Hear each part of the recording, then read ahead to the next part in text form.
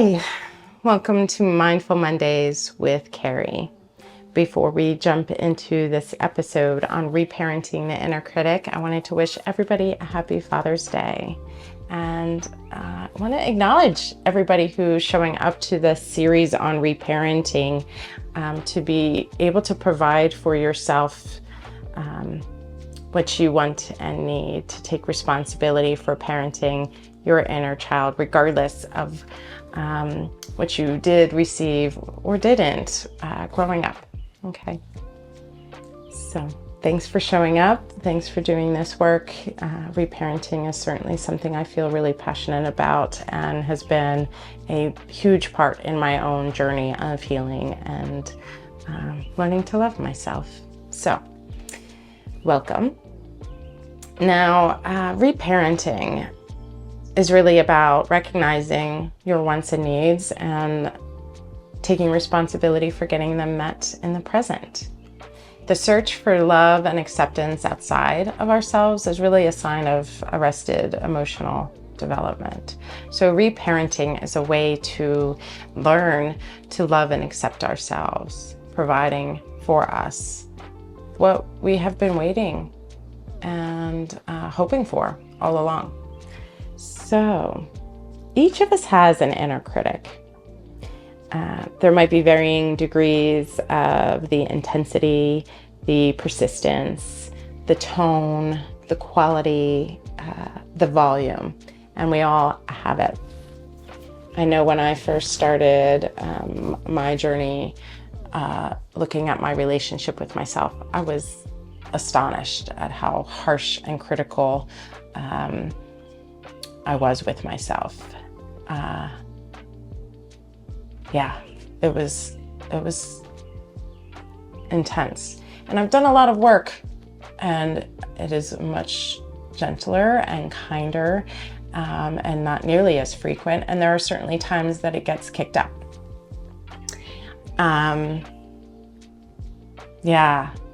Sometimes it can become like white noise. It fades into the background and you might not even be aware of it. Like I wasn't until I was. And then it's like, oh my goodness, all that you can hear. So each of us has an inner critic, and it can be really helpful to recognize and become really friends with yours, okay?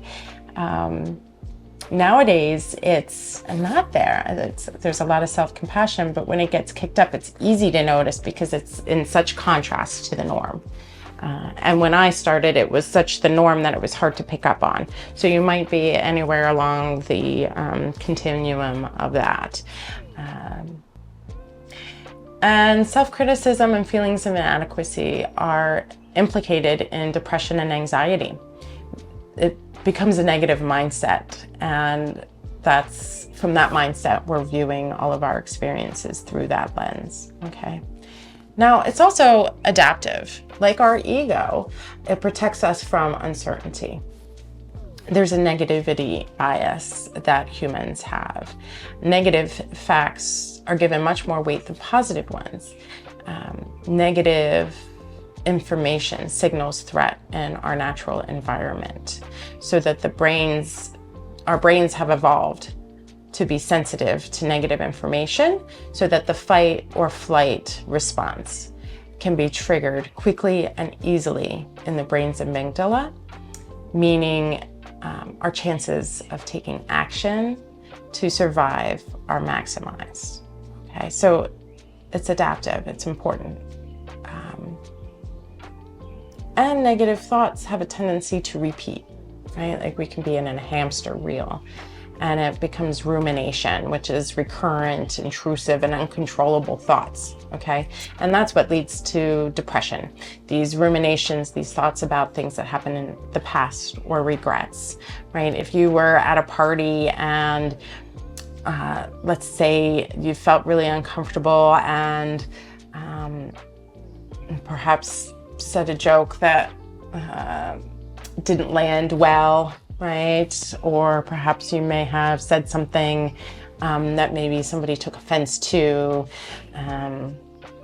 Perhaps you didn't feel like you looked your best, right? And you might be thinking about it all the next day. There are certainly times that I've been walking around alone in my apartment and been like, just thinking about maybe some embarrassment, right? And again, it could be, oh, that was embarrassing. Or it could sound more like, oh, you're so stupid. Why did you do that? Or worse, right? Or something in between. So it could have different qualities and messages that it can have for us. And it is adaptive. Rumination or thoughts about criticizing what could happen. Oh, don't take on that project. You never follow through. You're not smart enough. You're not good enough. You're going to look stupid. Those are what can lead to anxiety. Okay. So the critic can be past oriented or future oriented. And it's all trying to protect us. Okay. While counterproductive, we can also honor them. Honor this part of us that's trying to signal for us so that it can protect us from harm. And it's important to cultivate awareness around our inner critic. Get to know this part of us. What does it need? Okay. It comes from a place that's wounded, a place that wants to protect us. Okay. It could be trying to protect us from rejection, of a sense of unlovability. I'm not going to belong because I'm not lovable. I'm not enough. I'm not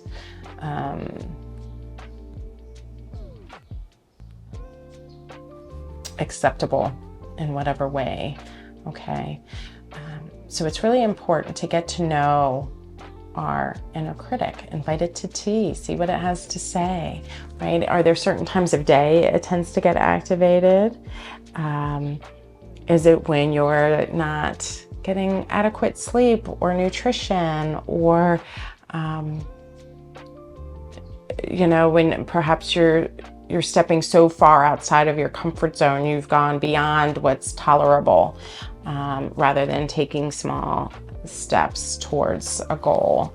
Perhaps you're overwhelmed, and then that's when it gets triggered.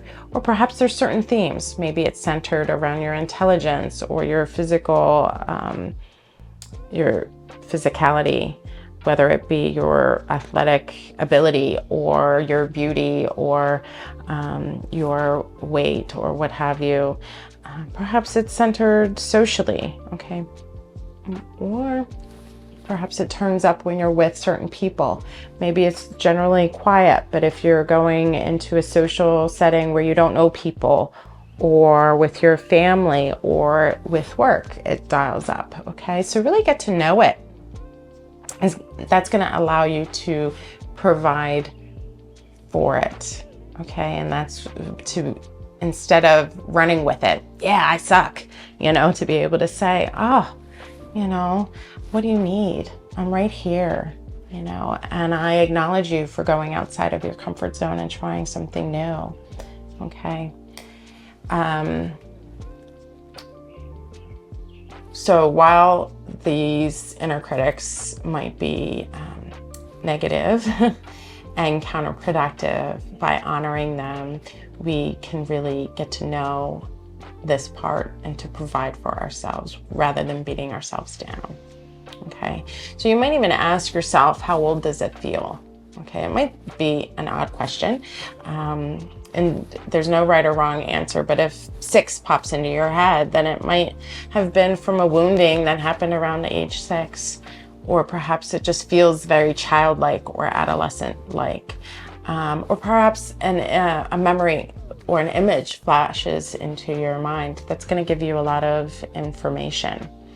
Or perhaps it has the voice of a sibling or a parent or a teacher or a coach that was particularly harsh or critical. So that's going to give you important information as well.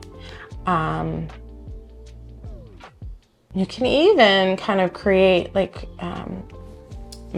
also feeling, where is it in your body? Perhaps you feel something in your stomach. Just to be able to take a breath and connect with it. Maybe there's been a voice of, well, ironically enough, for this episode, my critic has been very loud. I was starting to kind of get the flow of these videos. If you've seen the first episode, very scared shitless and freezing. And ironically enough, this episode, even though I was starting to get the flow and getting more comfortable, has really brought up a lot of criticism. And I really find that fascinating. Of, not knowing enough, or I keep getting lost and it just isn't flowing. So some not enoughness, it's not good enough. And I can feel that in my stomach. Some people are able to imagine it. They see something very clearly. I think about 95% I've heard of the population can imagine things and see them. I am not one of those people, but I have a sense of it's all like tangled up. Kind of like a ball of yarn-ish. So if you breathe into that space and you can kind of personify it, what does it look like to you? And perhaps it's a person and it looks like a human being. I've heard people who say, oh, it's a green blob. I just had like a knotted up ball of yarn. It could also, be like some figure that has like a witch's hat and a long nose with a wart on it or something like that, But to personify it, to take it kind of outside of yourself, okay? Sometimes these parts feel so scary and loud and mean, we don't want to face it. So by just taking a breath, finding it in your body, turning towards it. Hi. You're really feeling something. What's going on, right? And get to hear what it has to say. Again, honoring. It's trying to protect you. It might have something very important to say, right? Maybe it's saying, don't do this. Don't do this. You're gonna look stupid. Because perhaps you jump in to the deep end, both feet, and you don't even look to see like, how deep is this water, and do I have the skills? Do I know how to swim? So maybe it's trying to protect you, like, hold on, like let's look at this and take some steps towards it before jumping into the deep end. To stop and look towards it. Also, sometimes it's like the monster in the closet as a child, right? There's this monster in the closet, but then when you can open the door and shine the light in, it's not as big and scary as we thought it was, okay? So turn towards it. Let me see. What else do I want to say? Yeah. Again, this part is trying to protect us.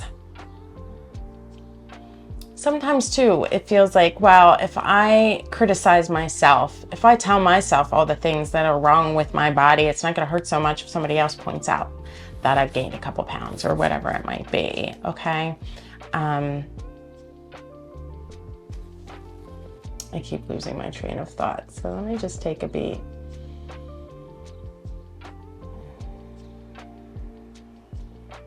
Yeah. So in those moments when it feels loud, it's really helpful to provide yourself with love and acknowledgement. What can you acknowledge yourself for? I can think of a time more recently where I went outside of my comfort zone. I tried something new with a friend of mine and presented something, and it kind of felt flat. And I didn't receive the acknowledgement or maybe the support I was looking for in hindsight.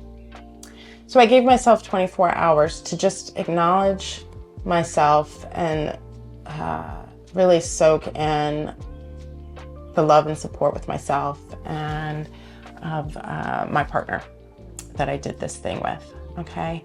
And then after some time, once I felt like the wound of it, the pain of it had lessened, about 24, 48 hours, I was able to start looking at it more like, instead of that critic, it became more of a coach. Like, okay, I went outside my comfort zone. I did something really new, and I could acknowledge myself for what I did well. And then I was also able to see what was my responsibility of doing it differently. So, you know, perhaps asking for more support up front, of introducing the exercise that we were doing in a different way, asking for something different at the end, right? So I was able to kind of look at it, but more as like a really awesome coach, not those coaches in the little leagues that have cops called because they're berating the children for not doing it right. But that coach that, you know, really encourages and supports the growth, okay? So while it might feel like, well, that critic is keeping me honest, it's keeping me motivated, you know, it keeps me going, does it really? Right? So there's sometimes a fear that I'll get too soft, or I'll get complacent if I am not pushing myself so hard. And by shifting it into more of a coach, more of a wise parent, we're able to actually hear and provide what is true, without getting blended or over-identified with the emotion, with the hurt, with the story, with the assumption. And we can actually grow and learn from the experience, rather than feeling defeated, like I'm never gonna do that again, which is easy to do. Also want to say that the research is very clear that any attempt to consciously suppress unwanted thoughts and feelings actually strengthens them, okay? So we don't want to add the fuel of resistance to the fire of negativity, okay? If we just want to push it away and ignore it and I'm just never going to do that again, that sucked, I'm horrible, I'm stupid, I'm just not going to do it anymore, right? It can actually grow too. So the more we try to ignore the inner critic, the louder it can get, all right? So what do we do? First, we want to acknowledge, first we want to become aware of it, notice it, be mindful of this voice. Oh, it's there again, you know, and maybe when it's there, jotting it down so we can get to know it. Maybe that's a time where we might need to take a break, right? For me, movement, you know, taking a walk outside, especially outside, which I appreciate when I can do that, because I am blessed to live in a place that's just beautiful. And, you know, to look at nature and to breathe in the fresh air, as well as moving my body. So I get a lot of things moving around, and then sitting back down to take another stab at it, depending on what we're talking about, right? But not resisting. Okay, so we want to check in, become aware of it, and asking it, what do you want me to know? What are you protecting me from? What are you afraid of? Those are really good questions to ask. What are you protecting me from, or what are you afraid of? So noticing it, acknowledging it. Okay, got it. Thank you for letting me know I'm right here. And then to replace the critical message with one that you might say to your best friend or to a child. Again, this is really reparenting the parts of us inside, okay? So these are often child our inner child or our inner adolescent. So what would you say to a child? Are you going to say, oh my God, you are so stupid, don't ever do that again? Or are you going to say, wow, like you did something new, way to go, you know? And then maybe to give some feedback in a loving way so that it can actually be heard and received, okay? It can also be really helpful to give the voice of the wise parent to say it out loud so that subconscious is better able to hear it.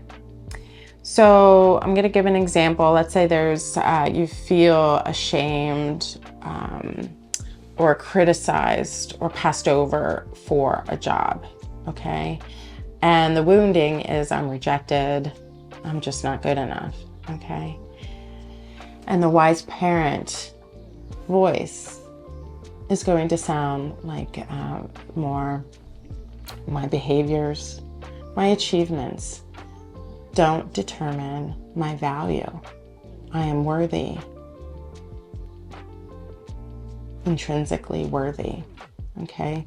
So instead of, I'm just passed over for a job, I'm stupid, I'm never gonna succeed, right? Feeling that, recognizing it, slowing down, feeling it in your body, and recognizing it as that rejection or that fear of not being accepted or successful in life, and then to replace it with your achievements don't determine your worth and value, okay? And then you might even go further to list the things that you have achieved or acknowledged or evidence of being worthy, if that is helpful to you, okay? So, excuse me, teachable takeaway is to really get to know your inner critic, okay? Pay attention to your internal dialogue. I know I've mentioned it in several episodes now, the pause and ponder. If it helps to set an alarm a couple times throughout the day, you can do that. Or it might be something you want to do in the morning or at the end. I know sometimes by bookending the day, in my routines, that really helps. If I have a routine in the middle of the day, it's easy to get missed. And alarms help me. So finding what works for you, but to check in, to pause, like, oh, what's my internal dialogue been like today? You know, how hard have I been on myself today? When you are noticing it in the moment, you know, to really kind of track, what is it saying? What does it want? What is it afraid of, right? Really get to know it, right? Like you would your best friend or your child, right? This is a part of you, okay? This is your inner child, and wanting to have a relationship with yourself as you would a best friend, right? This is the most important relationship you have, and to really nurture it and honor it, however it shows up, even when it's scary and mean sounding, right? You want to get down to the level and really let it feel heard and seen and understood, right? So, I got to the end and I've done a lot of work with my inner critic on this episode. So uncanny how that happens. I hope this has been helpful for you and your reparenting of your inner critic. Thank you so much, and have a mindful day.